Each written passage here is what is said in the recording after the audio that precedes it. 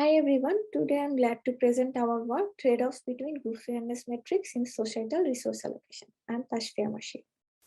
Suppose in a societal resource allocation setting, there are two individuals, one is a single young mother and one is a senior disabled male.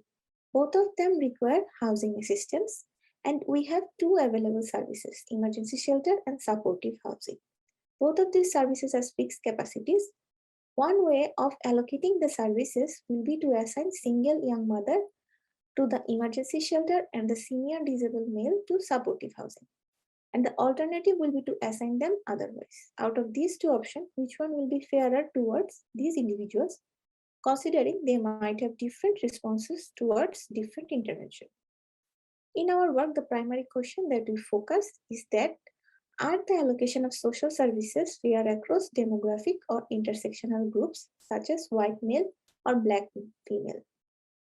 While we consider these heterogeneous responses towards different intervention, there can be personalized baselines and best case interventions for everyone.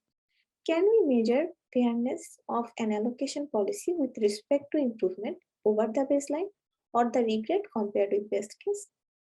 Let's take a look at this example. Suppose we have three different types of resources, 1, 2, and 3, and three different groups of individuals divided into group A, B, and C.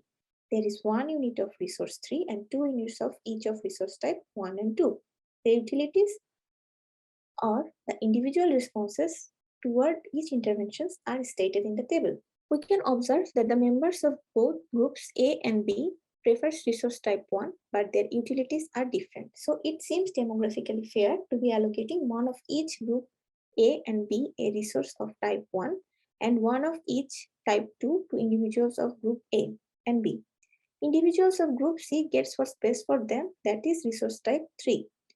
If we measure with respect to total regret, it looks like group A is doing better than group B, but if we measure with respect to improvement, it seems group B is doing better than group A. In our work, we present both theoretical and empirical evidence that allocation policies can only satisfy both improvement and regret fairness under very strong assumptions about utility distribution across groups. In most cases, we can find allocation policies that favor one group in terms of improvement and another in terms of regret. Results hold for both additive and multiplicative metrics. We also apply our fairness measure in a homelessness dataset. We define the groups based on sensitive features such as gender rates and estimate improvement and regret fairness measures between these predefined groups. We can observe that there is substantial trade-off between different groups in terms of both regret and improvement fairness. We can see that households without disability are favored in terms of regret fairness, while households with disability are favored in terms of improvement fairness. Similarly, we can observe that youth households without children are favored by improvement fairness, and households with children are favored by regret fairness.